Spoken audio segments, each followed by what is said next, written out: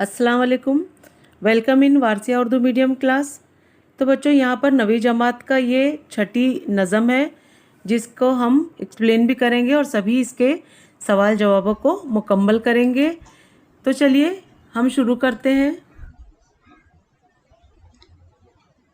अस्सलाम वालेकुम।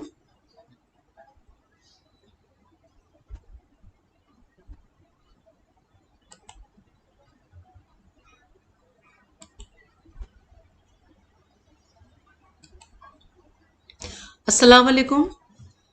तो बच्चों, यहाँ पर हमारा नवी जमात का ये उर्दू का नज़म है छठी, जिसे बैकल उत्साही ने लिखी है, जिसका नाम है एकता की आवाज़। तो चलिए हम इसकी पहली बात में देखते हैं क्या लिखा है। हमारे वतन की एक अहम खूबी ये है कि यहाँ कसरत में वहदत यानी अनेकता में एकता पाई जाती है। यहाँ अलग अलग किस्म के लोग रहते हैं जो रंग, नस्ल, मजहब, जुबान और ज़ात पात के एतबार से मुख्तलिफ हैं। इतने बड़े मुल्क में मुख्तलिफ कौमें मिलजुल कर रहती हैं। झेल की नज़म में बताया गया है कि अपने मुल्क की सलामती और तरक्की के लिए ज़रूरी है कि हम आपसी इत्तेफाक व इत्तेहाद को कायम रखें और कौमियत के जज्बे के साथ आगे बढ़ें और उसे फ़रोग दें। जान पहचान में हम देखेंगे, बैकल उत्साही का असल नाम लोधी मोहम्मद शफीक खान था। वो 1 जून 1928 को मौजा गोरर रमवापुर ज़िला गोंडा यूपी में पैदा हुए। इब्तदाई तालीम का आगाज़ इसी गांव के मदरसे से हुआ। बलरामपुर रियासत के कॉलेज में आला तालीम हासिल की और 1976 में राज्यसभा के मेंबर नामजद किए गए। बैकुल उत्साही ने उर्दू और हिंदी अल्फाज के हसीन इम्तिजाज से अपने गीतों को संवारा और कौमी यकजहती की जज्बात को भी उभारा। वो मुशायरों के मकबूल शायर थे। अमीर खुसरो और नज़ीर अकबर आबादी के तरह उनकी शायरी भी अवामी तकाज़ों को पूरा करती है। निशात ज़िंदगी, नगमा व तरन्नुम, परवाइयाँ और रंग हज़ारों खुशबू एक उनकी शेरी मजमूए हैं। 3 दिसंबर 2016 को दिल्ली में उनका इंतकाल हुआ। तो चलिए उनकी ये नज़म भी पढ़ के देख लेते हैं। खुलूस दिल में लिए कारवां के साथ चलो, मुसाफिरों चलो अज़्म गिरां के साथ चलो। जमाना साथ चले, अंजुमन भी साथ चले, बाहर चूमे कदम, बागबन भी साथ चले। तो यहाँ तक कि हमारे एक मिसरे का जो मानी है कि खुलूस दिल में लिए कारवां के साथ चलो, यानी कि शायर जो है वो इत्तेफाक व इत्तेहाद और कौमी यकजहती का जो ज़बरदस्त हामी है, इसीलिए वो लोगों से मुखातिब होते हुए कहता है कि ऐ लोगों, दिलों में खुलूस मोहब्बत लिए मुत्तहिद होकर कारवां के साथ अपनी ज़िंदगी का सफ़र का आगाज़ करो। यानी ज़माना साथ चले, अंजुमन भी साथ चले, बाहर चूमे कदम, बाकवा भी साथ चले। यानी तुम्हारे इरादे जो है वो पुख्ता हो, तुम जब चलो तो सारा ज़माना तुम्हारे साथ चले, उनका ऐसा कहना है। और यहाँ तीसरा बंद देखेंगे शेर का, वो अज़म हो कि जिसे ज़िंदगी सलाम करे, कदम कदम पे सुकून जश्न एहतमाम करे। यानी कि वतन की लाज तुम्हारे दम से है, तुम्हें कौम का निखार बनना है। और अगला है यहाँ पे कि वतन की लाज बनो, कौम का निखार बनो, हर एक दिल के लिए हुस्न एतबार बनो। यानी कि हर एक दिल के लिए जो है हुस्न एतबार बनना। हाँ, ये भुला दो फिरका परस्ती की दास्तानों को, मिटा दो बढ़ के तासुब भरे जहानों को। यानी कि तुम्हें तासुब, तंग नजरी और फिरका परस्ती को भुलाकर एकता के गीत गाने हैं। यानी कि अपने मुल्क व कौम की अजमत में चार चांद लगाने हैं। इस तरह की यहाँ पे बात कही गई है। और एक कसम वतन की तुम्हें एकता के गुण गाओ, दिलों में अजमत कौम व वतन को चमकाओ। कदम से कदम मिलाकर मंजिल हयात की जानिब बढ़ना है, तुम्हारे कदम ही नहीं दिल भी दिल से मिले हों तो एक आवाज होकर तुम अमन व आहिस्तगी से सदा बुलंद कर सकते हो। जैसे कि यहाँ पे कह रहे हैं शायर कि कदम के साथ अगर दिल मिले तो बात बने, कदम के साथ अगर यहाँ दिल मिले तो बात बने, जहां भी चाहो वहीं मंजिले हयात बनो। यानी शायर यहाँ कह रहे हैं कि कदम से कदम मिलाकर मंजिल हयात की जानिब बढ़ना है, और तुम्हारे कदम ही नहीं दिल भी से दिल मिले हो तो एक आवाज होकर तुम अमन व आश्ती के सदा बुलंद कर सकते हो। और हो एक दिल जरा आवाज भी मिला के चलो, हो एक दिल जरा आवाज भी मिला के चलो, चलो तो राय हवादिस में मुस्कुरा के चलो। शायर कह रहे हैं कि तुम्हारे इस इत्तेफाक व इत्तेहाद की जो बदौलत राह में आने वाली हर मुसीबत आप ही आप जो है वो जैसे मिट जाएगी, और मुल्क तरक्की और खुशहाली की राह में आगे बढ़ेगा, यानी कामजन हो जाएगा। तो चलिए इसका खुलासा भी देख लेते हैं हम। हमारा मुल्क हिंदुस्तान मुख्तलिफ रंग व नस्ल के लोगों, जुबानों और मज़ाहिब का मुल्क है। शायर मुल्क की तरक्की, खुशहाली, खुलूस मोहब्बत, अमन व सुकून और आपसी मेलजोल, कौम में वतन की अजमत के लिए तासुब और फ़िरका परस्ती से दूर रहने का मशवरा देता है। वो कहता है कि माजी की पुरानी फ़िरका परस्ती की दास्तानों को भुलाकर हम सबको आवाज़ से आवाज़ और कदम से कदम और दिल से दिल मिलाकर चलना होगा। उसे उम्मीद है कि इस तरह राह में आने वाली हर मुसीबत आप ही आप मिट जाएगी, हट जाएगी और मुल्क तेजी से तरक्की करेगा।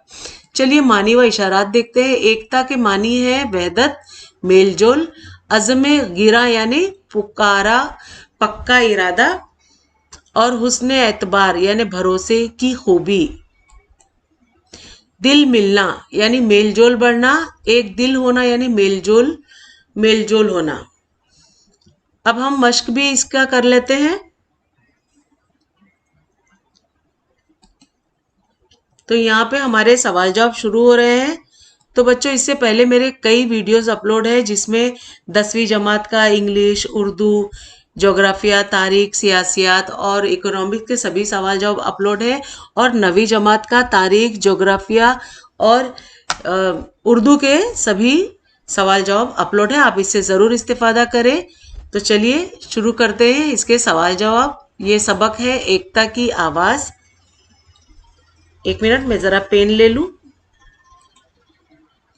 एकता की आवाज़ ये छठी नज़म है जिसे बैकल उत्साही ने लिखी है। अभी हमने इसकी नज़म को पढ़ के देखा और सभी इसके मानी भी हमने पढ़ के देखे। तो चलिए पहला सवाल है, काफिया लिखना है हमें। यहाँ पे सलाम का काफिया क्या है? एहतमाम। बात का काफिया क्या होगा? हयात। गांव का चमकाओ। निखार का एतबार। तो ये देखिए निखार का एतबार, यहाँ नीचे सभी जवाब दिए हुए हैं, आप इसे देख लीजिए। दूसरा सवाल है यहाँ पे, नज़म से कौमी यकजहती और इत्तेहाद का दर्स देने वाला शेर तलाश करके लिखो। तो जवाब है, भुला दो फिरका परस्ती की दास्तानों को, मिटा दो बढ़ के तासुब भरे जहानों को। अगला सवाल है, भुला दो फिरका परस्ती की दास्तानों को, इस मिसरे की वजाहत कीजिए। तो जवाब है कि आज़ादी के बाद से अब तक बर्पा होने वाले फ़िरका वाराना फसादात हमारी फ़िरका परस्ताना जहनीत का बेन सरबत है। हमारी फ़िरका परस्ती की दास्तां बेहद तवील है। चूँकि हमारा मुल्क मुख्तलिफ रंग व नस्ल के लोगों, ज़ुबानों और यहाँ पे मज़ाहिब का मुल्क है, इसीलिए यहाँ आए दिन फ़िरका वारियत की हवा होती जाती है, और ये काम हमारे अरबाब इक़्तिदार रियासत करते हैं, और इससे अंग्रेज़ों का तर्ज अमल था। वो लोगों में बाहमी मुनाफिरत फैलाकर उन्हें लड़ाते थे और हुकूमत करते थे। उनके लिए हुकूमत करने का ये कामयाब तरीका था। इसी तर्ज अमल को अपनाकर हमारे अपने सियासतदां भी तारीख को दोहरा रहे हैं।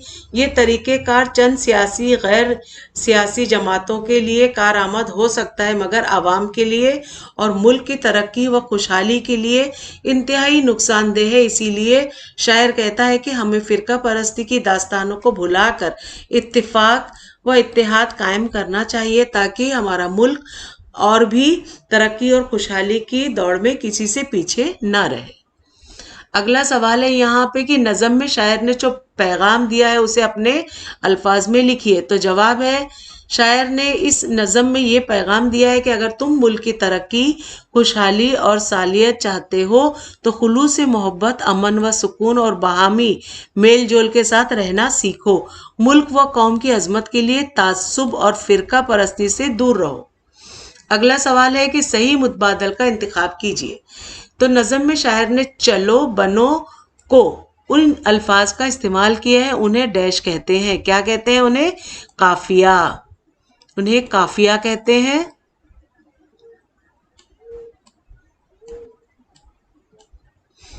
तो अगला सवाल है कि शेर की तशरीह करना है। कदम के साथ अगर दिल मिले तो बात बने, जहां भी चाहो वहीं मंजिले हयात बने। तो ये जवाब है कि ये शेर बैकल उत्साही की नज़म एकता की आवाज़ से माखूज है। शायर कहता है कि अगर हम ज़ाहिरी तौर पर कदम मिला के चलें मगर बातिन एक दूसरे के तई कदोरत और नफरत से मामूर हो तो इस तरह कदम मिला के चलने का कोई फ़ायदा नहीं है।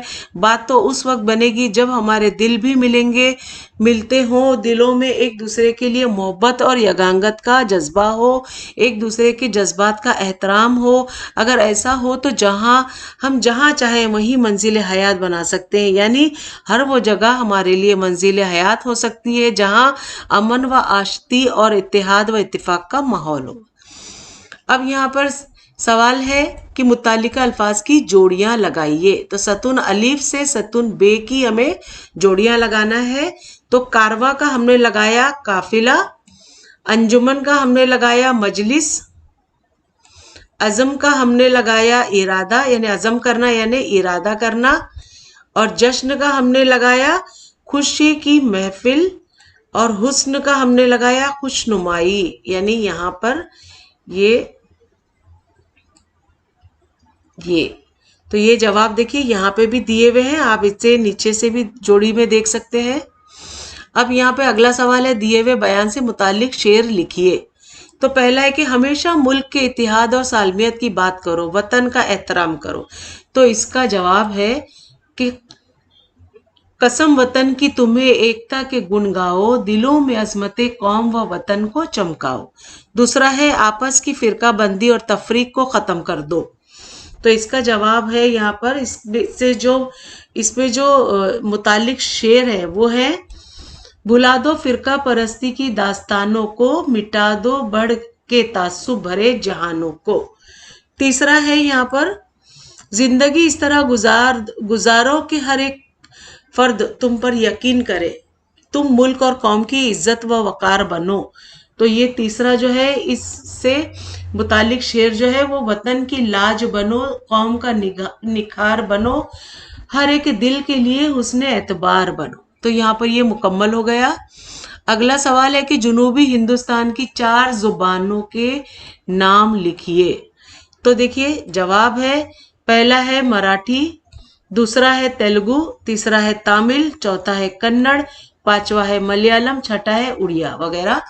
और दूसरा सवाल है इसी में, इस नज़म को जमात में तरन्नुम से पढ़िए। तो आप अपनी जमात में जब रहेंगी तो इसे तरन्नुम से पढ़ के सबको सुनाइएगा। अब अगला सवाल है यहाँ पे कि इस चौकोन में दर्जे झेल लफ्जों के हम काफिया अल्फाज तलाश कीजिए। तो यहाँ पे दिया है बयाबानी और बदन।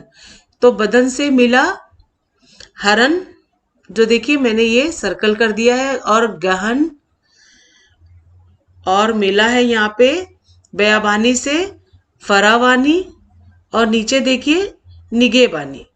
तो इस तरह से हमने यहाँ पे एक वतन भी हमें मिला हुआ है, ये इस तरह से हमने ढूंढा है। और अगर आपको इसमें से और कोई मिलते हैं तो उसे भी आप उसको अंडरलाइन करके काफिये को समझ के लिख लीजिए। अगला है यहाँ पे हुस्ने मानी शेर, कुल्लू से दिल में लिए कारवां के साथ चलो, मुसाफिरों चलो अज़्म गिरा के साथ चलो।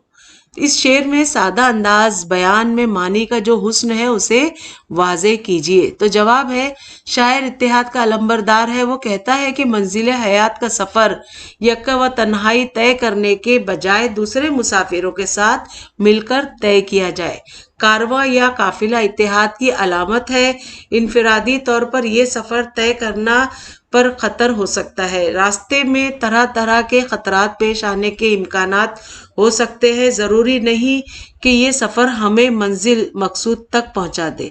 इसीलिए मुसाफिरों को चाहिए कि वो दिलों में खुलूस व मोहब्बत लिए पुख्ता इरादे के साथ किसी कारवां के साथ चले, ताकि मुत्तहिद होकर मुश्किलात पर गालिब आ सके और मंजिल हमारे कदमों में हो। अब यहाँ पे है कि उर्दू अदब और कौमी यकजहती के बारे में हम यहाँ पर मालूमात हासिल करेंगे। भारत मुख्तलिफ कौमों, मजहबों और गुनागूं तहजीबों का मुल्क है। हमारा मुल्क कसरत में वहदत और अनेकता में एकता के लिए मशहूर है।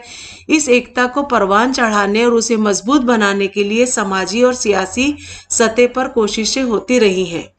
दिवाली, अब यहाँ पर देखिए त्योहारों के भी नाम आ रहे हैं कि दिवाली, ईद के त्योहारों में यहाँ मजहबी रवादारी दिखाई देती है। लोग बढ़ चढ़कर एक दूसरे के त्योहारों में शरीक होते हैं और उनका एहतराम भी करते हैं। कौमी यकजहती को फ़रोग देने में अदब के किरदार को फरामोश नहीं किया जा सकता। जहाँ तक उर्दू अदब का ताल्लुक है, उर्दू ज़ुबान खुद गंगा जमनी तहजीब के पैदावार है। ये इस्लामी और तहजीब हिंदू तहजीब का मुरक्का है।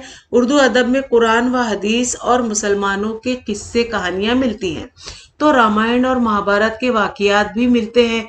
उर्दू के सूफी शोरा ने जहाँ हिंदू रिवायात को अपनी शायरी में जगह दी है, वहीं हिंदू संतों ने भी उर्दू में नातिया अदब को परवान चढ़ाने में हिस्सा लिया है। यहाँ पे आप देख रहे हैं कि हिंदू संतों ने भी कुछ काम किए हैं, उसी तरह सूफी शोरा ने भी, सूफियों ने, हाँ। और उर्दू के शेरी अदब में हिंदू शोरा का तवील सिलसिला भी मिलता है, तो नसरी अदब के फ़रोग में भी हिंदू अदीबों की खिदमत को भुलाया नहीं जा सकता। हिंदुस्तान की तमाम ज़ुबानों में उर्दू ज़ुबान व अदब को ये इम्तियाज़ हासिल है कि कौमी यकजहती को फ़रोग देने वाला अदबी सरमाया इसमें सबसे ज़्यादा पाया जाता है। तो इसी बेसिस पे देखिए बच्चों, यहाँ पर कुछ सवालात हैं, जिनमें देखिए पहला सवाल है कि कौमी यकजहती, यानी देखिए पहला सवाल है कि कौमी यकजहती का जिक्र जिस नज़म में हुआ है उसके 4 अशार लिखिए। ये बच्चों आपको अपने ओन से करना है। इसका दूसरा सवाल, कौमी यकजहती को फ़रोग देने के लिए आप अपने गैर मुस्लिम दोस्तों के साथ ईद उल फित्र कैसे मनाएंगे, चंद जुमलों में लिखिए। तीसरा सवाल है, उर्दू के 4 गैर मुस्लिम शोरा के नाम और उनकी किताबों के मुतालिक मालूमात लिखिए। तो यहाँ पर ये बच्चों जो 3 सवाल हैं, इनके जवाब आपको अपने ओन से देना है। आप इसको इंटरनेट की मदद से मालूमात हासिल करके इसे याद कर लीजिए, ताकि आपको एग्जाम में जवाब लिखने में आसानी हो।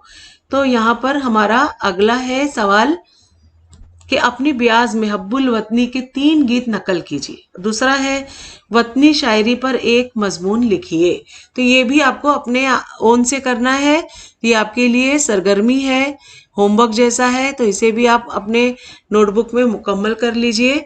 और यहाँ पर हमारे सभी मतलब जो हमारी नज़म थी वो भी मुकम्मल हो गई और हमने यहाँ पर उसके सभी सवाल जवाब भी हल कर लिए।